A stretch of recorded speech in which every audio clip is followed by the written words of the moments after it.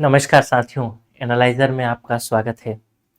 CG TET 2016 में जो हुआ था उससे संबंधित एमसीक्यू की सीरीज यानी प्रीवियस ईयर का जो प्रश्न है उसको हम देखते जा रहे हैं और आज के इस वीडियो में हम बात करेंगे 2016 के पेपर 1 में अंग्रेजी से कैसे प्रश्न आए थे। इंग्लिश आपका एक लैंग्वेज है और इंग्लिश में अगर पेपर 1 की बात करें तो बहुत सारे प्रश्न पूछता है। इंग्लिश सीडीपी से, इंग्लिश बाल विकास से और फिर कुछ जनरल प्रश्न भी पूछता है। तो उन सब चीज़ों को ध्यान से देखते हैं, प्रश्न बनाने की कोशिश करते हैं। पहला प्रश्न है 61 नंबर, ही इज इन खाली स्थान गुड हेल्थ। मतलब यहाँ पे आपको भरना है, क्या भरना है? Choose the most appropriate alternative regarding the use of article to fill in the blanks in the above sentence. यानी पूछता है बहुत सामान्य शब्द में कि यहाँ पर कौन सा हम आर्टिकल भरेंगे, क्या ए भरेंगे, ए एन भरेंगे या द भरेंगे। तो इसका सही उत्तर क्या होगा, एक बार आप इसको पढ़ करके भी देखेंगे तो सामान्य ही समझ में आ जाएगा। अगर मैं यहाँ पर ए भरने की कोशिश करता हूँ, पहला केस मैंने यहाँ ए भर दिया, ही is in a good health, क्या ये सही लग रहा है? सोच के, सुनने में ही नहीं लगेगा। एन तो आ नहीं सकता, एन इसलिए नहीं आ सकता क्योंकि एन कब आता है? जब हम कोई ऐसा सामने शब्द कुछ ऐसा हो जिसका शुरुआत जो है स्वर से होता हो, वोवेल से होता हो। तो वोवेल से इसका शुरुआत नहीं हो रहा है। जी मतलब ग मतलब क्या हुआ? कॉन्स्टोनेंट हो गया, मतलब व्यंजन हो गया। इसका मतलब यहाँ पे एन भी नहीं आएगा। तो क्या द आएगा वो देख लेते हैं। He is in the good health, ये भी गलत है। इसका मतलब हो जाएगा no article should be used, यानी यहां पर कोई आर्टिकल यूज ही नहीं होगा। ऑप्शन नंबर डी उत्तर हो जाएगा। बहुत आसान सा था, बस ऐसे सोचते तो भी हो जाता। दूसरा प्रश्न कहता है in the process of teaching, यानी पढ़ाने की प्रक्रिया के दौरान, पढ़ाने और सिखाने, टीचिंग एंड लर्निंग, पढ़ाने की प्रक्रिया के दौरान, मतलब भाषा को पढ़ाने और सिखाने की प्रक्रिया के दौरान टेक्स्ट बुक क्या है पूछता है। किस प्रकार का चीज है टेक्स्ट बुक? यानी जो पाठ्य पुस्तक है। द ओनली टूल्स है, यानी एक प्रकार का साधन है। वन ऑफ द टूल्स है, द टूल्स फॉर इवोल्यूशन है, यानी उसको विकसित करने का है। या फिर guide book for teacher and policy maker. तो इसका सही उत्तर क्या हो जाएगा? एक प्रकार का साधन है, one of the tools, option number B.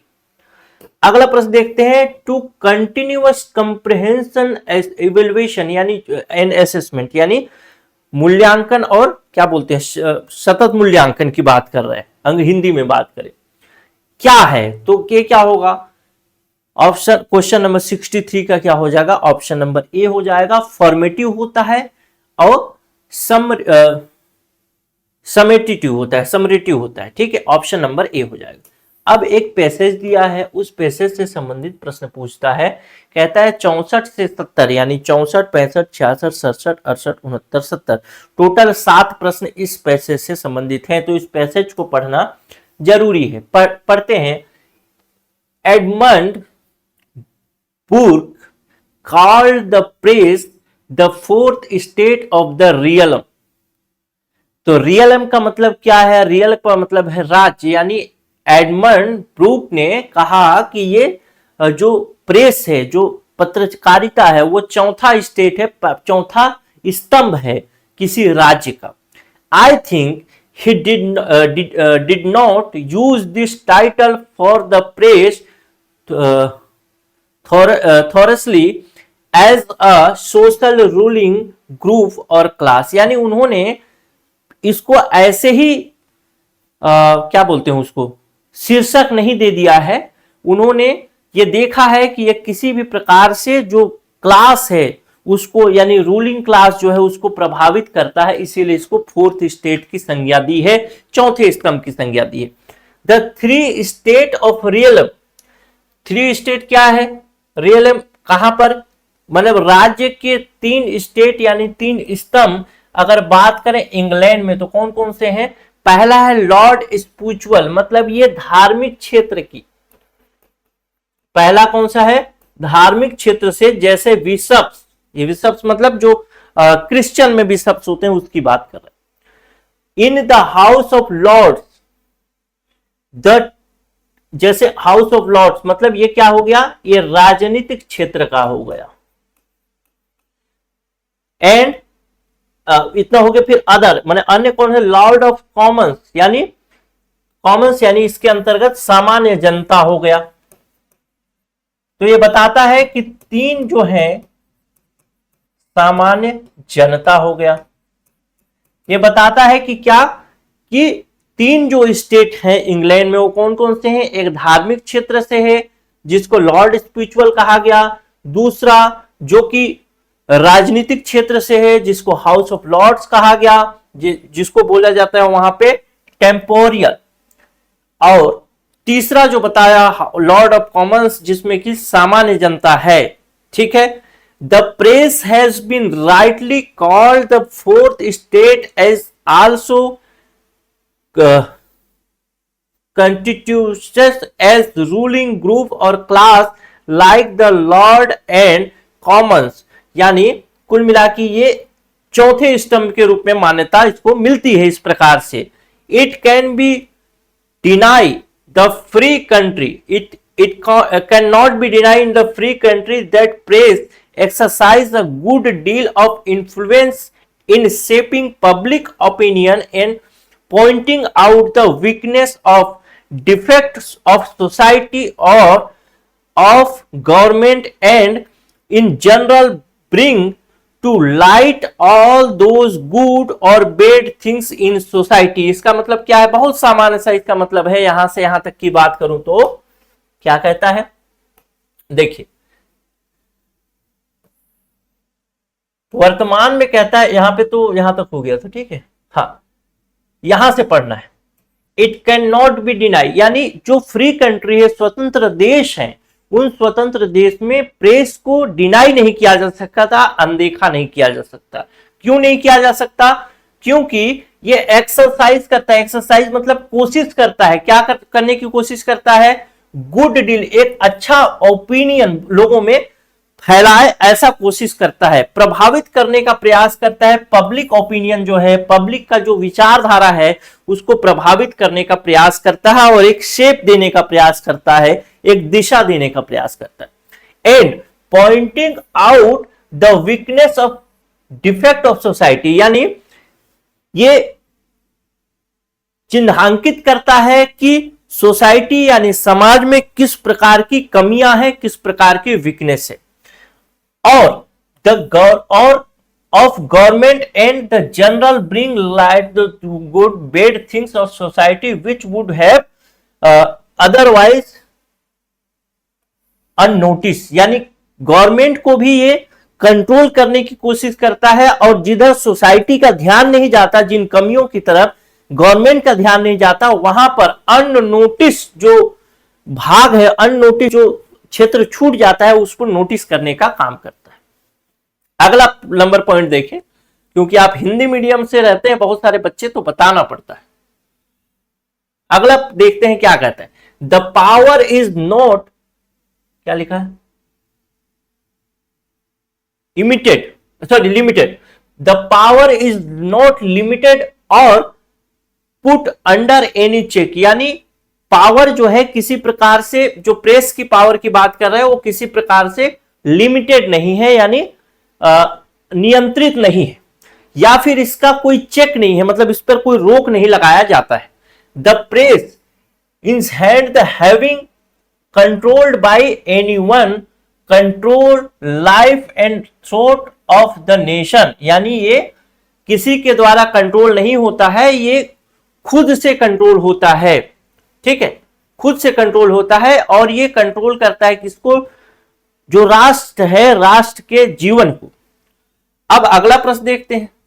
Obviously the power, अगला लाइन देखते हैं। Obviously the power which the press in any country wild depend, मतलब प्रेस का पावर किसी देश में बहुत ज्यादा होता है, depend upon the number of newspaper reader, यानी कहता है कि किसी भी देश में प्रेस का पावर कितना होगा, ये निर्धारित होता है वहां लोग न्यूज़पेपर कितना पढ़ते हैं। अगर ज्यादा न्यूज़पेपर पढ़ेंगे तो ज्यादा लोग प्रेस की जो न्यूज़पेपर में लिखा रहेगा उसको सुनेंगे, तो ज्यादा लोगों की विचारधारा कैसी हो जाएगी, जो न्यूज़पेपर में बताया रहेगा उस तरीके की हो जाएगी, ये कहना चाहते हैं। The opinion and comments of newspaper can influence the life of the nation only when they are read by people। यानी कोई भी न्यूज़पेपर है वो प्रभावित कर सकता है या ओपिनियन को चेंज कर सकता है लोगों के, लेकिन तब जब कि उस न्यूज़पेपर को पढ़ा जाए तभी ऐसा हो सकता है।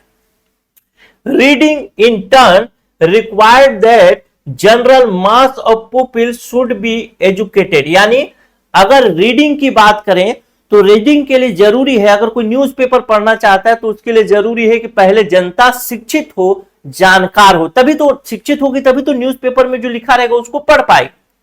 ठीक है, educated. Thus the spread of education determine the extent of the newspaper where reader are, यानी जहां रीडर यानी पढ़ने वाले फ्यू मतलब कम है, newspaper must be necessary be few, यानी जहां पर रीडर पढ़ने वाले कम है वहां पे न्यूज़पेपर की आवश्यकता कम होगी।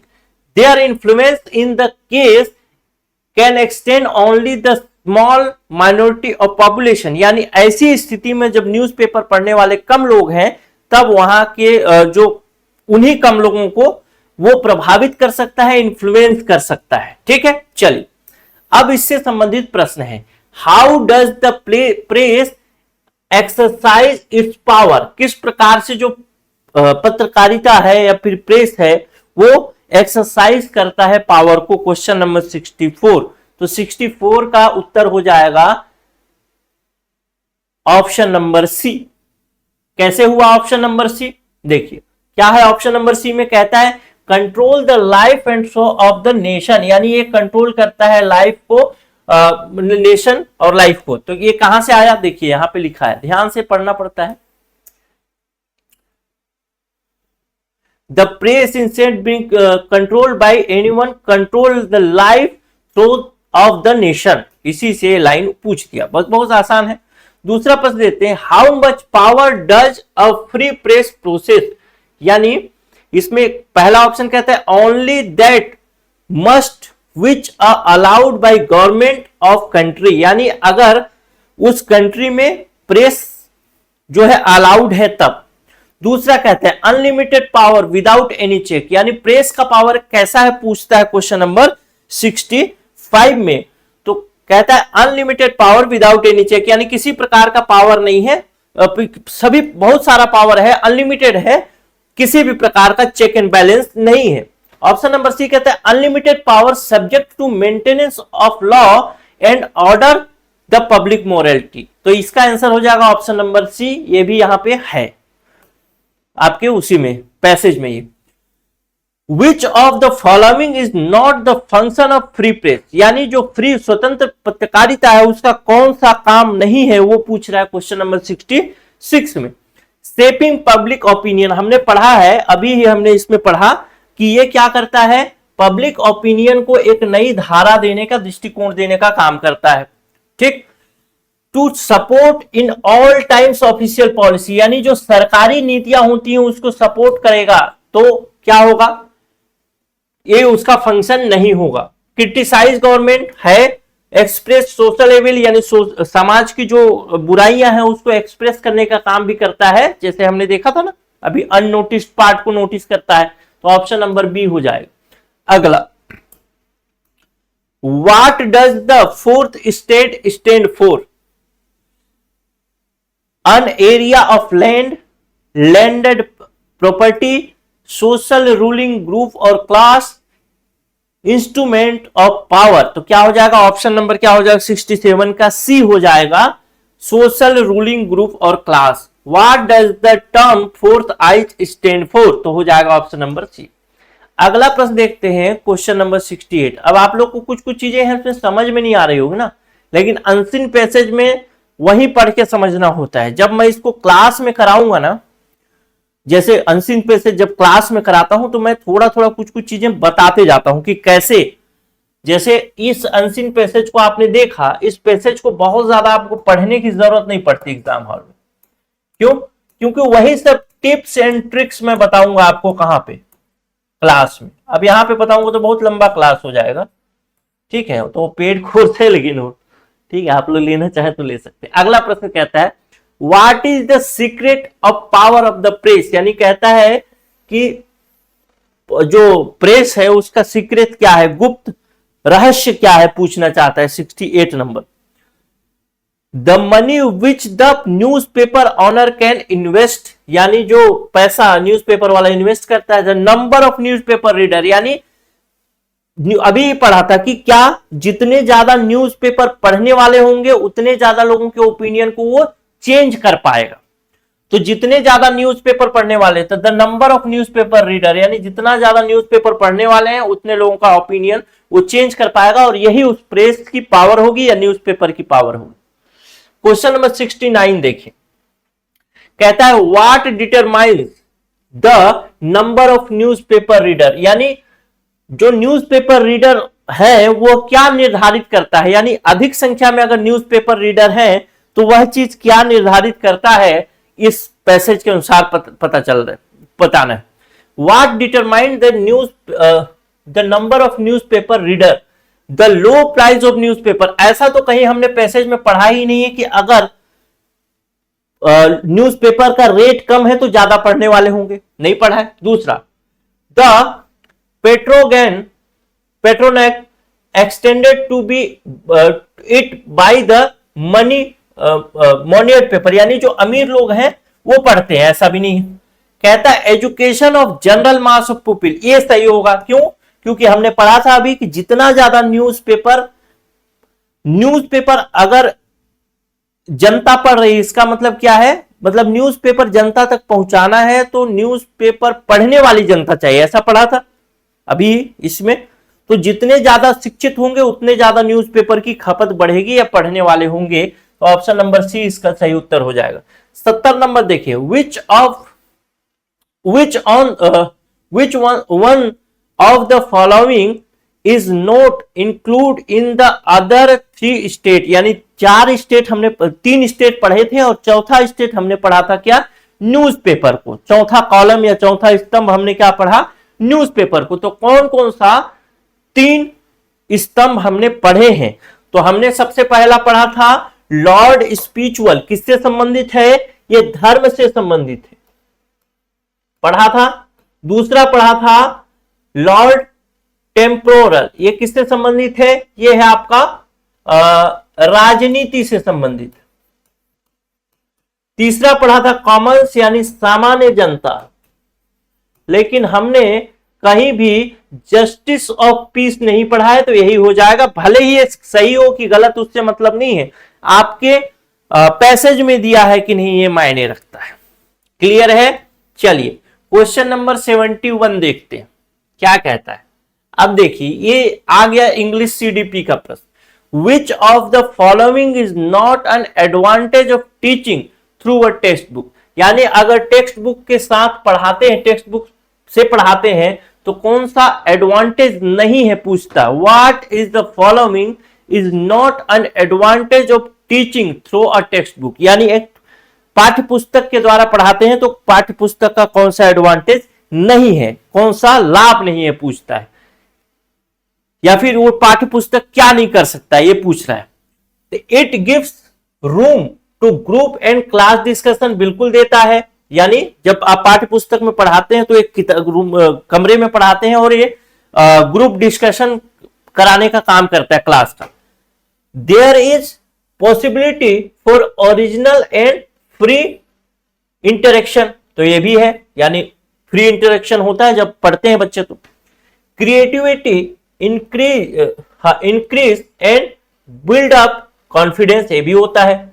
चौथा कहता है group work gives a good cover for chat and gossip, यानी इस प्रकार से चुगलीबाजी वाली बात कहीं पे नहीं लिखी गई है, तो ऑप्शन नंबर डी हो जाएगा। 72 देखते हैं।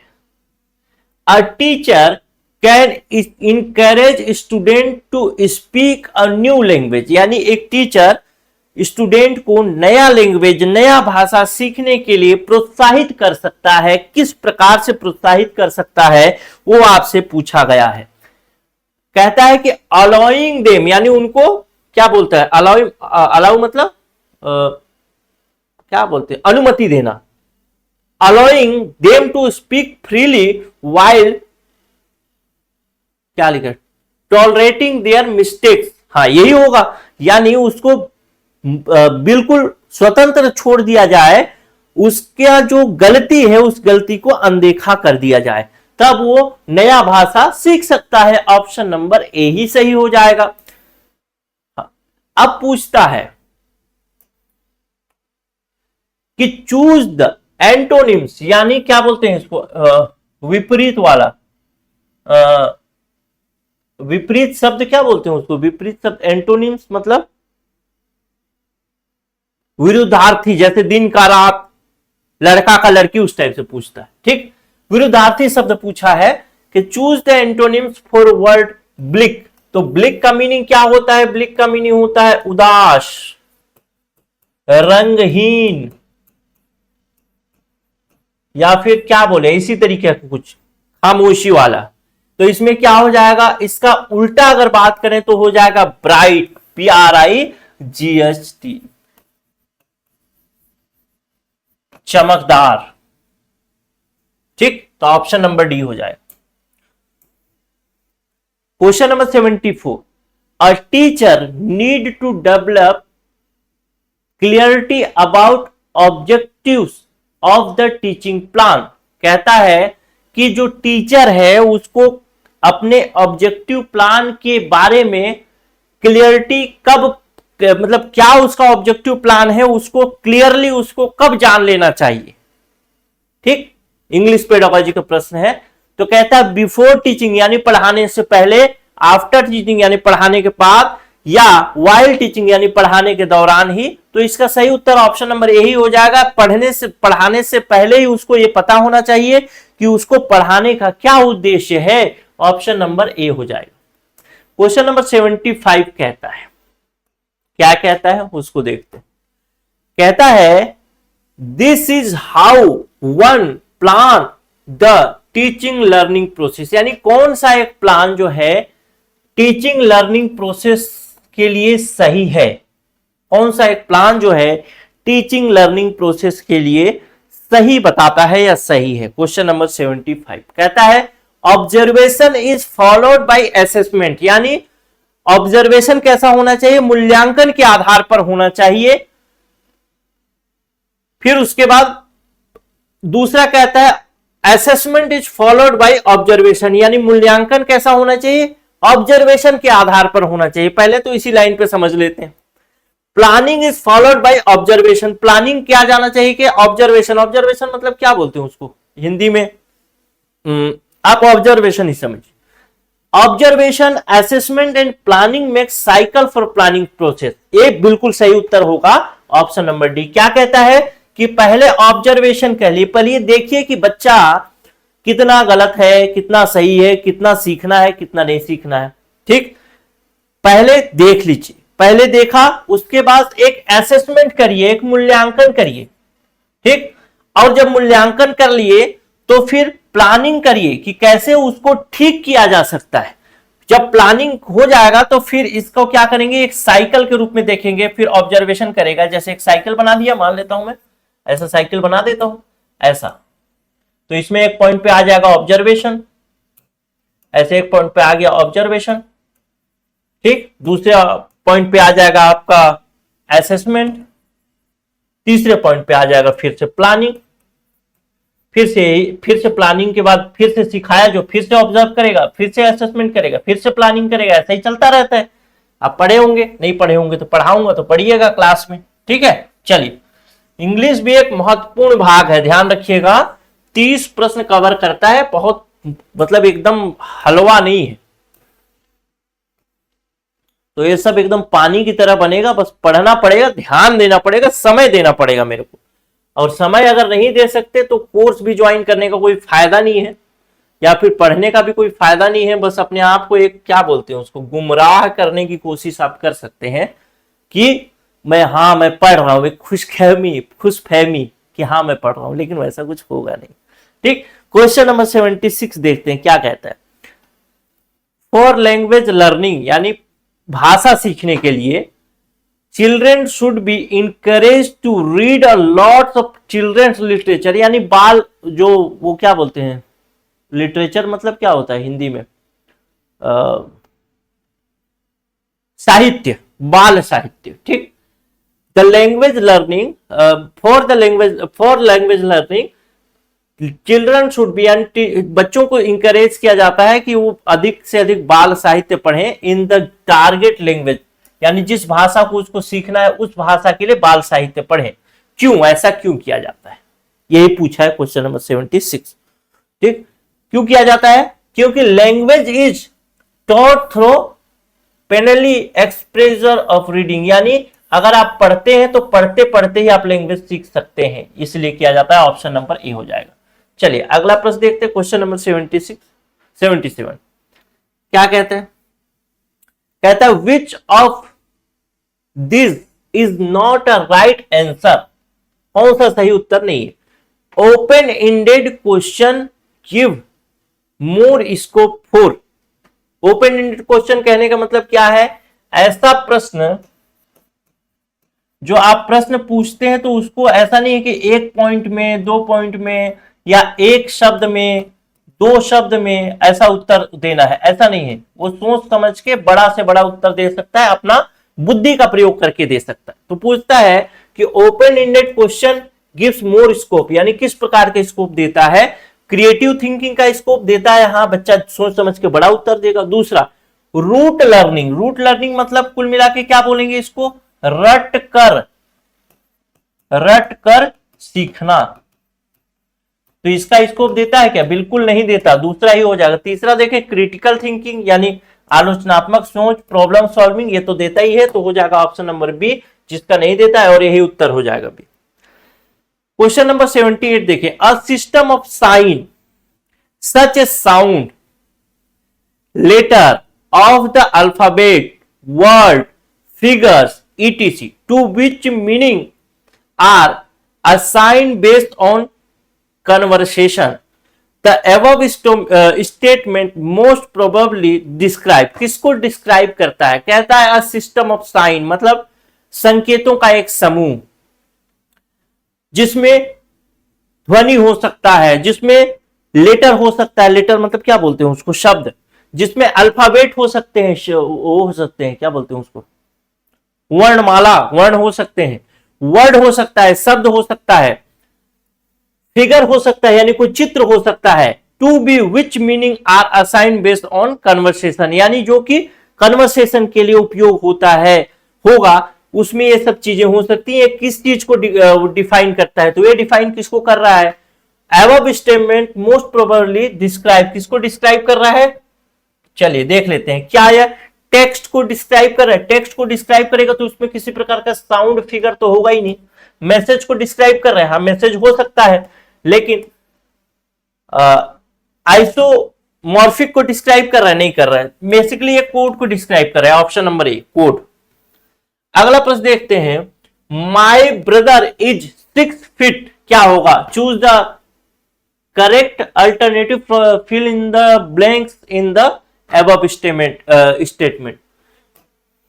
क्या बोलता है, माई ब्रदर इज 6 फीट, यहां पे क्या भरना है, हाई भरेंगे, हाई मतलब ऊंचा, टाल भरेंगे मतलब लंबा, हाइक भरेंगे या हाइटेड भरेंगे, तो क्या होगा, यहां पे आ जाएगा टाल। मतलब कहता है कि मेरा ब्रदर जो है, मेरा भाई जो है 6 फीट लंबा है, टॉल मतलब लंबा। Question number 80, A learner can motivate to learn a language by giving, यानी एक सीखने वाला जो व्यक्ति है वह मोटिवेट हो सकता है किसी भाषा को सीखने के लिए, किस प्रकार से, यदि उसको रिवॉर्ड दिया जाए तो मोटिवेट हो सकता है, पनिशमेंट दिया जाए तो हो सकता है क्या, या दोनों, रिवॉर्ड और पनिशमेंट दोनों से हो सकता है, या तो रिवॉर्ड और पनिशमेंट किसी से भी नहीं हो सकता। तो इसका सही उत्तर हो जाएगा option number C, both. Reward से भी हो सकता है, यानी उसको प्रोत्साहन दिया जाए और उसको सजा दी जाए न सीखने पर, तो दोनों से हो जाएगा। ऑप्शन नंबर सी हो जाएगा सही उत्तर। अगला प्रश्न देखते हैं 81। ही इज बोर्न, खाली स्थान पेरेंट्स, मतलब खाली स्थान रिच पेरेंट्स। ये 81 का क्या होगा उत्तर? 81 का क्या होगा? ही इज बोर्न, क्या होगा? फोर नहीं होगा, ऑफ हो जाएगा। He is born of rich parents, मतलब वो रिच पेरेंट्स के बीच में पैदा हुआ। अगला प्रश्न देखते हैं, कहता है choose the most appropriate one word substitute for collection of people at lecture और कॉन्सर्ट। मतलब कहना क्या होगा इसका? इसका होगा ऑडियंस, ऑप्शन नंबर ए। मतलब कुछ लोग हैं जो कि लेक्चर और कॉन्सर्ट में है, वो क्या है? ऑडियंस कहा जाता है उनको। अब टीवी वगैरह में भी देखते हैं ऑडियंस बोलते हैं ना, ऑडियंस ऑडियंस वही। Question number 83। Regular observation of student behaviour by the teacher is part of, किसका पार्ट है? यदि जो टीचर है वो रेगुलर वॉच कर रहा है या फिर नजर रख रहा है बच्चों के बिहेवियर पर, तो वह किसका पार्ट होगा? 83 किसका पार्ट होगा? फॉर्मेटिव असेसमेंट का। ऑप्शन नंबर बी होगा, ठीक, option number B formative assessment. अगला प्रश्न देखते हैं, कहता है choose the word which is not appropriate anonymous, sorry synonymous of the word ambiguous. Ambiguous क्या बोलता है? इसका जो है समानार्थी नहीं है बोलता है। कौन सा इसका समानार्थी नहीं है? ये क्या है? सिनोनिम्स मतलब समानार्थी। कौन सा समानार्थी नहीं है वो पूछना चाह रहे हैं। डाउटफुल, पहली बात तो इसका मतलब क्या है? इसका मतलब है द्वंद्व में रहना। द्वंद्व में रहना मतलब कि क्या बोलते हैं? डिलेमा में रहना। संदिग्ध, इसका मतलब होता है क्या? संदिग्ध, अगर बात करें संदिग्ध, तो इसका संदिग्ध इसका मीनिंग होता है हिंदी में, तो डाउटफुल संदिग्ध हो जाएगा। अनसर्टेन, ये भी संदिग्ध है। और ये क्या है? इक्विवोकल, ये भी संदिग्ध में ही आएगा, यानी ये तीनों नहीं होगा। श्योरली इसका हो जाएगा, मतलब समानार्थी नहीं। श्योरली मतलब निश्चित, कंफर्म, और जबकि ये कंफर्म तीनों वर्ड नहीं बता रहे, ठीक, तो इसीलिए ऑप्शन नंबर डी हो जाएगा।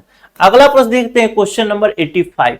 इन teaching English a multilanguage classroom किस प्रकार का होगा?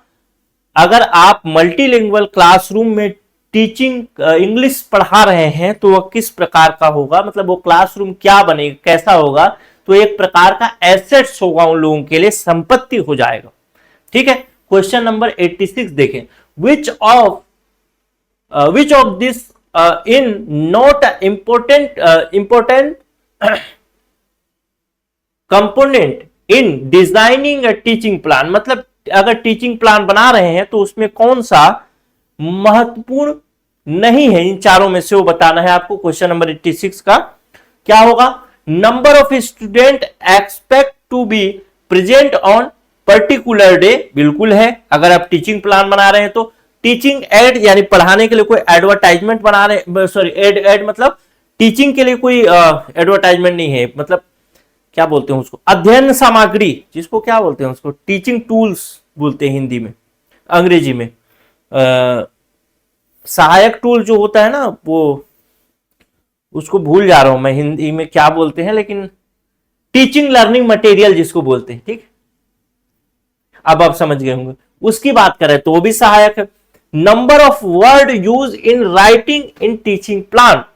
अगला प्रश्न कहता है the previous knowledge of the student, तो प्रीवियस नॉलेज ऑफ स्टूडेंट भी होगा, यानी कौन सा नहीं होगा? तो ये हो जाएगा ऑप्शन नंबर सी, जो कि गलत है। यहां पे ये भी होगा, ये भी होगा, ये भी होगा। Number of word use in writing in teaching plan, यानी जो टीचिंग प्लान में आप वर्ड, कितने वर्ड लिख रहे हैं, क्या महत्वपूर्ण है टीचिंग प्लान बनाने में? तो बिल्कुल नहीं है। टीचिंग प्लान का मुख्य उद्देश्य क्या है? जो बच्चों को बताया जाए उसी समझ में आना चाहिए। अगला प्रश्न देखते हैं, क्वेश्चन नंबर 87 कहता है a teacher plan is incomplete without, यानी कोई टीचिंग प्लान बनाया गया है, वह अधूरा है, किसके बिना अधूरा है?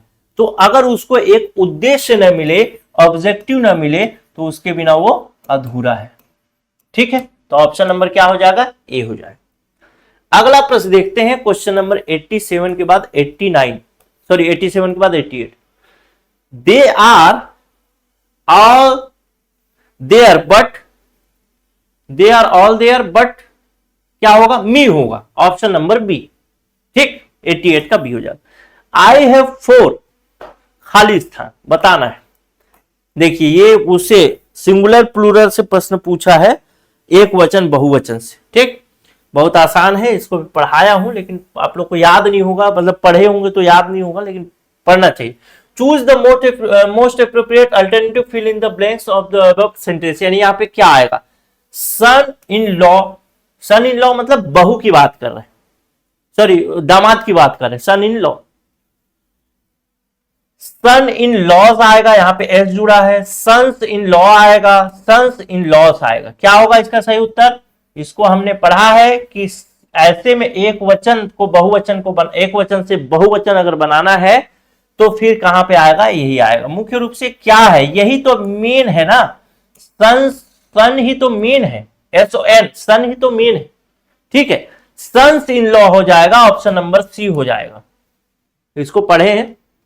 अगला प्रश्न देखते हैं, नाउन क्या है इसमें? सन्स ही तो नाउन है ना, तो उसी में एस लगेगा। अगला प्रश्न देखते हैं, क्वेश्चन नंबर 90 क्या कहता है? What would happen in teacher do not prepare teaching plan, यानी क्या होगा अगर कोई टीचर टीचिंग प्लान नहीं बनाता है तब की स्थिति में। चलिए बताइए, तो इसका उत्तर बहुत आसान है। The teacher would be free to teach everything according to the demands of the student, यानी टीचर जो है वो बिल्कुल आजाद रहेगा, फ्री रहेगा, जैसा बच्चे बताएं बोलेंगे वैसे ही टीचर पढ़ाएगा। दूसरा कहता है, ये तो सही हो सकता है, दूसरा कहता है the teacher will get more time to prepare for the class, मतलब उसको अधिक समय चाहिए होगा क्लास को बनाने के लिए, यानी पढ़ाने के लिए। अगला प्रश्न कहता है the teacher will not be clear about the objective, यानी ऐसी स्थिति में जब वो टीचिंग प्लान नहीं बनाता तो अब उसका उद्देश्य क्लियर नहीं होगा। Activities and material required for teaching, यानी वो उसका ऑब्जेक्टिव, उसका उद्देश्य क्लियर नहीं होगा तो वो पता ही नहीं चलेगा उसको कि कौन कौन से मटेरियल उसको पढ़ाने के लिए चाहिए। तो इसका उत्तर यही हो जाएगा, ऑप्शन नंबर सी, क्योंकि अभी हमने ये भी देखा था ना, a teacher plan is incomplete without objective, a teacher will not be clear about objective, यानी वो ऑब्जेक्टिव के विषय में क्लियर नहीं रहेगा। तो ये भाग हम यहीं पर खत्म कर रहे हैं इंग्लिश का। अब आने वाले वीडियो में मैं आगे के भाग को लेकर के आऊंगा। आप लोग का प्यार, स्नेह, दुलार इसी तरीके से बना रहे। अगर आपको ये वीडियो पसंद आया होगा तो नीचे कमेंट करिएगा, और साथ ही साथ इंग्लिश कठिन लगता है लेकिन धीरे धीरे पढ़ेंगे तो आसान हो जाएगा। आप बस प्रीवियस ईयर भी कंटिन्यू पढ़ते जाएंगे तो ये पूरा प्रीवियस ईयर जब कराऊंगा तो आपको बहुत आसान लगेगा। साथ ही साथ अगर मेरे प्यारे बच्चों, अगर आप लोगों को कोर्स लेना हो तो कोर्स भी उपलब्ध है। देखिए सीजी टेट के लिए दो तरीके के कोर्स है हमारे पास। एक पेपर 1 है जो कि अभी जिसका एमसीक्यू, जिसका क्वेश्चन मैं करा रहा हूं। एक पेपर 2 है। पेपर 1 मतलब 1 to 5 के लिए, और पेपर 2 मतलब 6 to 8 के लिए। कंप्लीट वीडियो क्लास के साथ पीडीएफ भी है, दोनों में ही, मतलब इसमें और इसमें दोनों में वीडियो क्लास और पीडीएफ मिलेगा। एग्जाम तक वैलिडिटी होगी इस कोर्स की, एग्जाम तक वैलिडिटी होगी। और इस कोर्स का फीस ऑफर में 999 रुपए का है और इसका भी 999 रुपए का है। दोनों कोर्स अगर कोई एक साथ लेना चाहता है तो 1499 रुपए में ले सकता है। दोनों ही मिलेगा, वीडियो क्लास पीडीएफ दोनों। ठीक है, अगर आप एक कोर्स लेना चाहते हैं तो ये नंबर है 94,064,21,014। बच्चे फेल होते हैं सीजी टेट में, इस चीज को ध्यान रखिएगा। नीचे व्हाट्सएप ग्रुप का लिंक है, उससे जुड़िएगा। टेलीग्राम चैनल का लिंक है, उससे भी जुड़िएगा। बहुत सारे पीडीएफ आपको वहां पे मिल जाएंगे टेलीग्राम चैनल में, तो उससे भी जुड़ करके रहिएगा। सीजी टेट बहुत सारे बच्चे फेल होते हैं, इसको हल्के में मत लीजिएगा, अभी से शुरू करके आप तैयारी कर सकते हैं, अन्यथा आपकी मर्जी है। मिलता हूँ अगले वीडियो में। नमस्कार। जय।